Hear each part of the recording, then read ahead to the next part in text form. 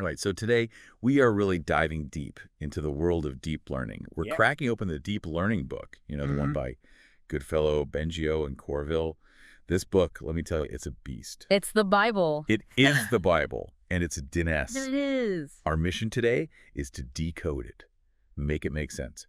Kind of like those AI chefs we hear about, taking raw ingredients and turning them into, well, masterpieces, hopefully. Yeah. And what I think is so fascinating is this book, it really digs into the limitations of like those older machine learning methods. And I think a good analogy is imagine, our AI chef is handed this incredibly detailed recipe. Okay. That's traditional AI. It's working with these predefined features, but deep learning. Yeah. Deep learning is like giving the chef the raw ingredients and being like, figure it out. Okay, I like that. So traditional AI is struggling to work with like the raw data itself, and deep learning is all about like diving into the raw data. Exactly. Think about like a doctor looking at a patient's MRI, right? Okay. Traditional machine learning is like handing the doctor a written report based on the MRI. Helpful, but limited.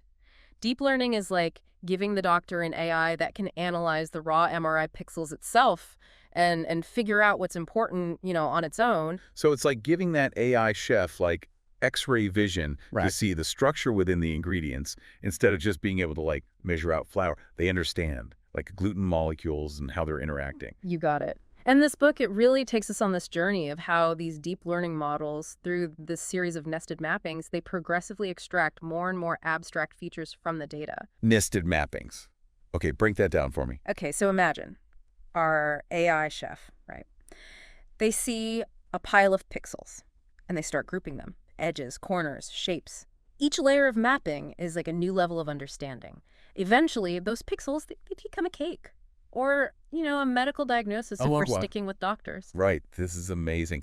Okay, so this deep learning thing, it's not exactly brand new, is it? You're right. It's had some like lane changes over the years, which I always think is interesting. Cybernetics, connectionism. It's like deep learning has had a few rebrands, but it shows how these like core AI ideas, they kind of keep coming back around.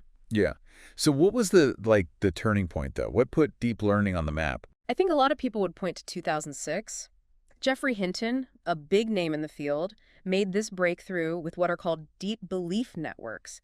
And this whole concept of training networks layer by layer, right? Like we were talking about with our chef and their levels of understanding, that was huge. So it's like unlocking new skills for our AI chef, like with each layer to create even more sophisticated dishes.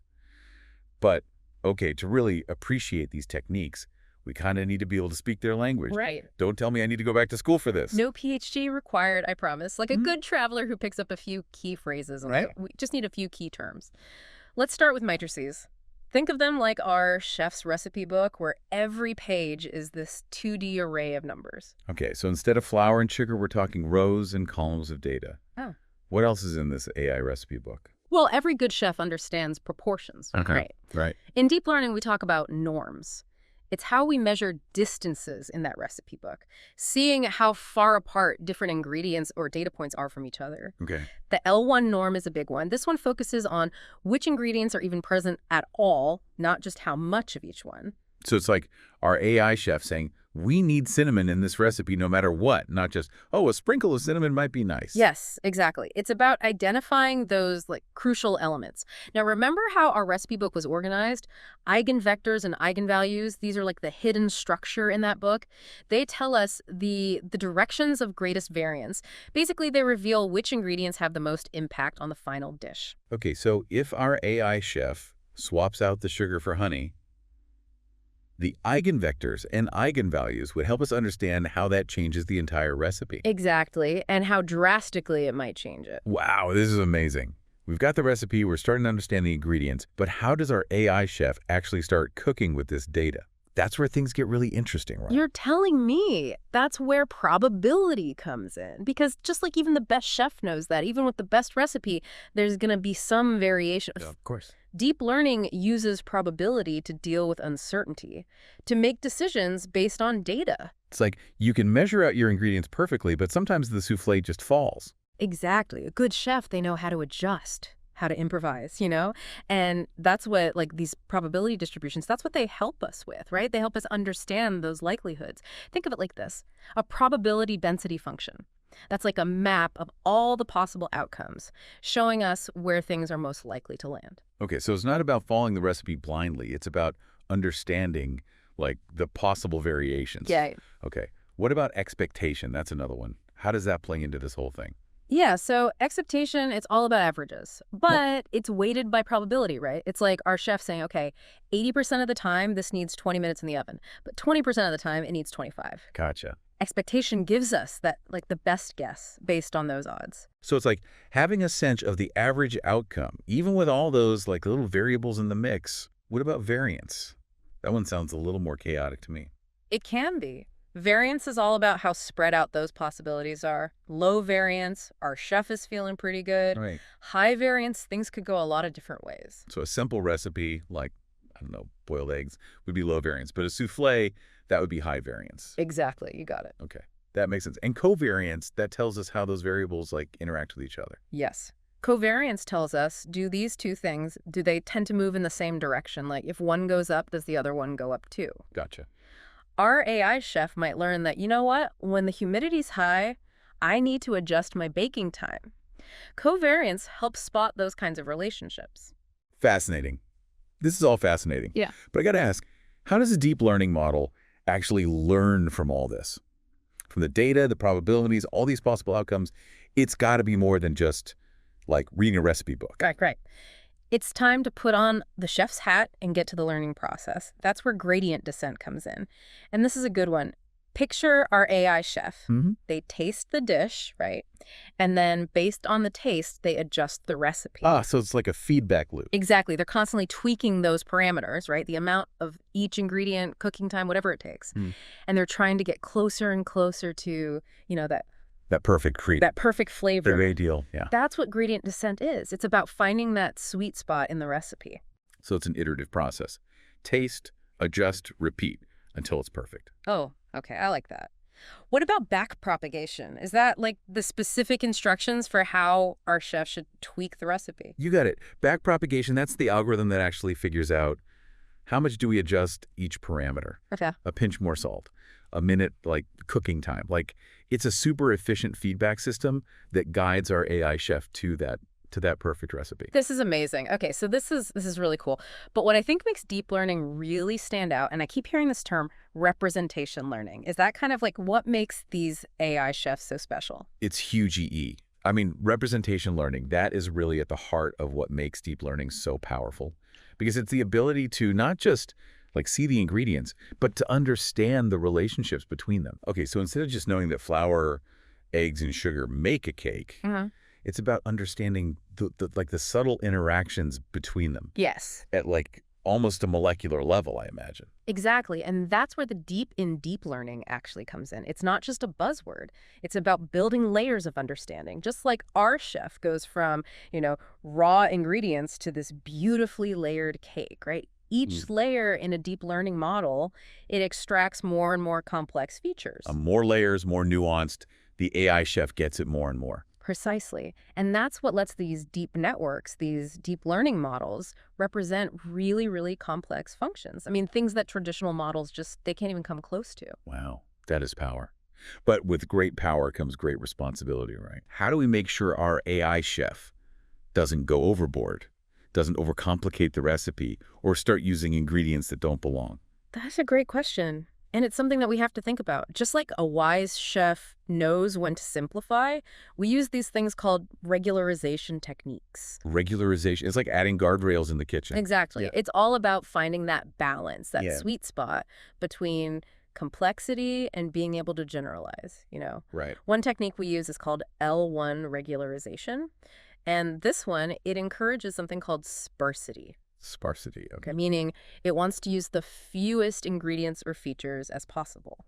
So it's like saying, hey, we love your creativity, but let's focus on, like, the core flavors here. Exactly. Less is more, sometimes. Now, there's also L2 regularization, which is a little gentler. It just prevents any one ingredient from being too dominant, Okay. It keeps things balanced. So L1 is like a chef's knife, just chopping off what we don't need. Yeah. L2 is like a whisk. It's just kind of like blended everything nicely. Perfect analogy. And then we have to talk about dropout. This one's a little out there. Drop out. Okay, now I'm intrigued. So imagine right in the middle of cooking, we just randomly turn off some of the ovens and the blenders. Wait, what? Yeah, it sounds crazy, but that's kind of what dropout is doing. It's literally just like shutting things down. Yeah, and what this does is it forces the network to learn these more robust features. It can't rely too much on any one element. So it's building resilience. Like our chef can handle anything, even if half the equipment breaks. Exactly, and it all starts with something called parameter initialization, which is like, instead of giving our chef an empty pantry, we want to give them some good ingredients to start with. Yeah, give them a little bit of a head start. Right, it helps to speed things up. Small random values, that's usually the key. Okay, so it's about like giving them a little bit of direction, not letting them just wander aimlessly in this world of culinary possibilities. Precisely. And that brings us to how we can guide our AI chef even further with these things called optimization algorithms. Optimization algorithms. Okay, so we're getting into like really fine-tuning that recipe now. Exactly. Remember how our AI chef was tasting the whole dish before making any changes? Yeah. That's what's called batch gradient descent. And it can be kind of slow, especially when you've got a lot of data to work with. Yeah, that's a lot of tasting. Right. So there's a better way.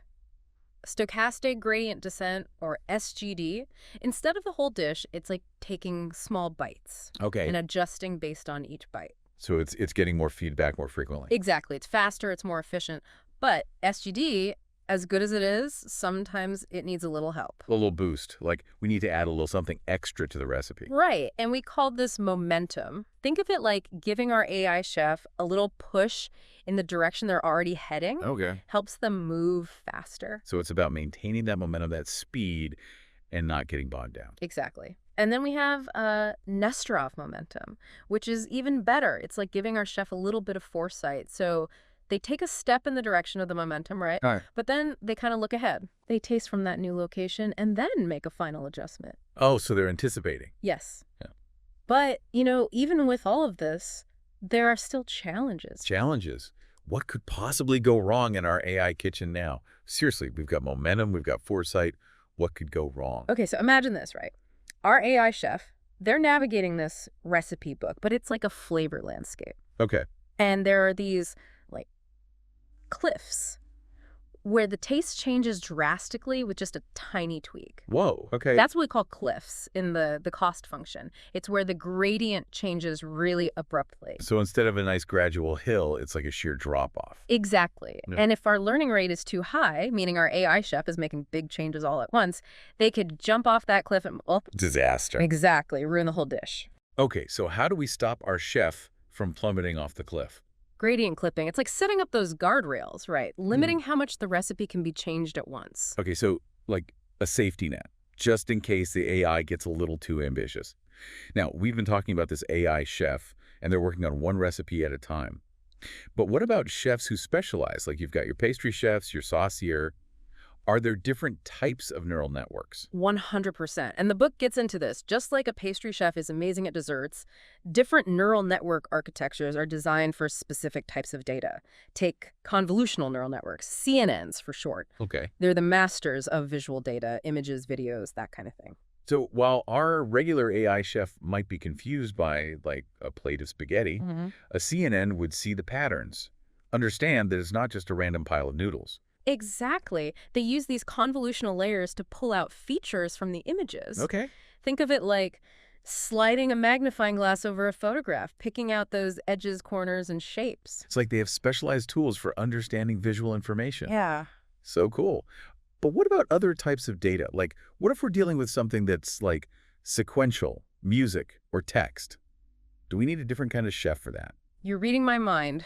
For those tasks, we have recurrent neural networks, RNNs. These are like the poets, the musicians of deep learning. Imagine our chef tasting that dish, but bite by bite, and they're remembering the flavors from each previous bite to experience the whole symphony of taste. So instead of just like individual ingredients, it's the entire progression of flavors over time. Exactly. RNNs, they can hold on to information from those previous steps. Makes them perfect for processing sequences. Okay. They can analyze a sentence word by word, understanding the context. They can even compose music. No way. So CNNs are the visual artists and RNNs are the musicians. But, I do remember The book mentions some challenges with RNNs. Mm. Something about vanishing gradients. What does that even mean? It's a real thing, and it can be a problem. Remember how our chef is remembering flavors from those earlier bites? Right. Well, sometimes those early bites, they become a distant memory. Makes it hard for the network to learn those long-term dependencies. Like if you eat a whole meal, but you can barely remember the first bite. Right. Right. So how do we refresh our AI chef's memory? Give them like a super caffeinated palate cleanser. I wish it were that easy. We have these things called long short-term memory networks, or LSTMs. These are like giving our chef a notepad, to jot down those crucial early flavors. So it's like an external memory bank, helping them hold on to those early details. Exactly. LSTMs are a game changer for capturing those long-term relationships. Okay, so we've talked about these incredible AI chefs, the tools, even some of the challenges they face. But how do we actually use all this stuff in the real world? Right. At some point, we got to take these dishes out of the AI kitchen I like it. and see what happens. Exactly. And that's what's so exciting. Deep learning, it's everywhere now. Yeah. Medical diagnoses, self-driving cars, Wow. even creating art and music. So our AI chefs, they're branching out. They're not just stuck in the kitchen anymore. No. They're changing the world. But how do we even begin to measure like how well they're doing? What's the Michelin star equivalent for an AI? It's a good question, right? Because a good restaurant, it's more than just good food. Exactly. We need ways to evaluate these models, so we use these things called performance metrics. Okay, so like the ambiance, the service, Yeah, not just the food on the plate. I like that analogy. And it depends on the task, right? For image recognition, it might be accuracy. How often does it get it right? For language translation, it might be fluency. Okay, so it's about the whole picture. Yeah. Gotcha. How do we actually find the best settings for these models, though? Right. It's not just trial and error. Well, sometimes it is. Sometimes. But we have more sophisticated methods, like grid search or random search. These are more systematic ways of trying different combinations, like having a super organized assistant in the kitchen. Okay, so it's about having a strategy, not just throwing ingredients at the wall and seeing what sticks. Exactly. This is incredible. But I have to say, with all this talk about, the technical details, it's easy to lose track of the bigger picture here.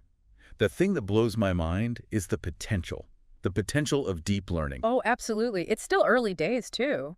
To think we're taking something as abstract as math matrices, probability, and turning it into something that can, understand images, translate languages. It's mind-blowing. It really is. We're Wow. almost like bridging the gap between, theory and reality, between human intelligence and artificial intelligence. And that's what makes it so fascinating, right? It's not just about building machines that can do things. It's about understanding intelligence itself. And that is what blows my mind, because we are really just scratching the surface of what's possible. So for our listeners out there, this field, it's bursting with potential. It's like a whole new universe to explore. Who knows? Maybe you'll be the one to make the next big breakthrough. Thanks for joining us on this deep dive into the world of deep learning. Until next time, keep exploring.